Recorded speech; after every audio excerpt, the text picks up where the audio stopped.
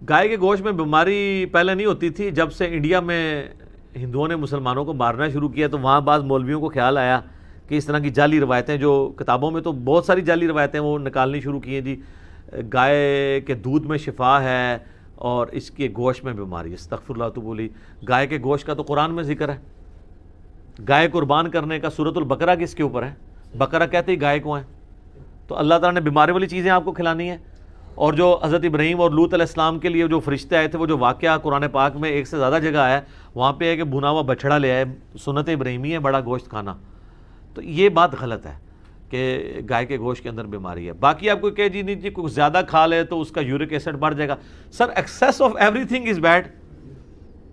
شہد جس کو نس قطعی ہے قرآن میں آیا کہ اس میں لوگوں کے لیے شفا ہے، لیکن اگر کوئی شخص جو ہے شہد کی روزانہ 10 چمچے صبح اور شام چاٹنا شروع کر دے اور اس کے جسم کے اوپر بڑے بڑے پھوڑے نکل آئے گرمی کی وجہ سے، تو وہ کہے گا کہ شہد کی شفا ہی ختم ہو گئی ہے۔ اس طرح تو نہیں ہوگا نا، یعنی ہر چیز اپنی لمٹ کے اندر شفا ہے نا۔ تو گوشت کے جو ہے وہ،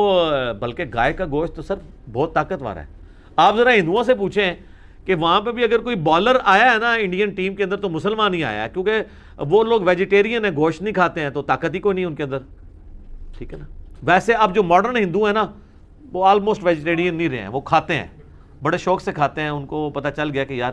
اور سائنس کی ترقی کی وجہ سے تو ان کی وہ جو متھ ہے نا وہ ٹوٹ گئی ہے۔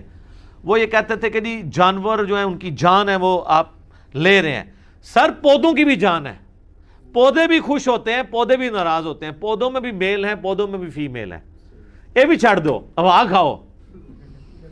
ہاں بیکٹیریا بھی لے رہے ہیں۔ سر آپ کے معدے میں یوزفل بیکٹیریا ہیں جو آپ کے کھانے کو ہضم کرتے ہیں، ٹھیک ہے نا۔ آپ کا کوئی جسم میں کوئی 1 اسکوائر انچ بھی نہیں جہاں پہ بیکٹیریا نہ پل رہے ہوں، ٹھیک ہے۔ آپ ویسے بھی اگر کوئی چیز ایسے چاٹتے ہیں نا کوئی بھی چیز، تو کئی بیکٹیریا جو یہاں پہ تھے بیچارے وہ تھے وہ آپ کے اندر چلے جاتے ہیں۔ تو وہ اس طرح سے آپ یہ جو جین مت کے ماننے والے ہیں وہ ننگے پاؤں چلتے ہیں، وہ کہتے ہیں جی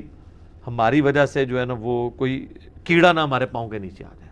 کیڑے تو انہوں نے دیکھ لیے ہیں، جو کئی چیزیں جو ہیں انسان کا امیونٹی سسٹم اتنا یعنی زبردست ہے کہ یہ تو وائرس کو مار دیتا ہے جنگ کر کے، تو آپ تو روزانہ کروڑوں بیکٹیریا کے قاتل ہیں، آپ کا جو امیونٹی سسٹم ہے، تو وہ آپ تو چند ہزار کیڑے بچا رہے ہیں جو اتنے بیکٹیریا آپ مار رہے ہیں، ٹھیک ہے۔ یہ آپ کو جو چھینک آتی ہے وہ بھی آپ کا امیونٹی سسٹم ریئیکٹ کرتا ہے کہ کوئی اس طرح کے جراثیم جانے لگتے ہیں، اٹھا کے برے مارتے ہیں۔ کتنے آپ کے کھانے والی چیزوں میں ایسے ہارمفل بیکٹیریا ہیں وہ معدے کے جب تیزاب میں جاتے ہیں وہ فارغ ہو جاتے ہیں۔ تو یہ ساری نان سائنٹیفک باتیں تھیں، اس لیے مٹی پلید ہو رہی ہے، اور صرف ان کی نہیں ہو رہی ہے، جس طرح مسلمانوں کے اندر بابوں کی کہانیوں کی مٹی پلید ہو رہی ہے نا،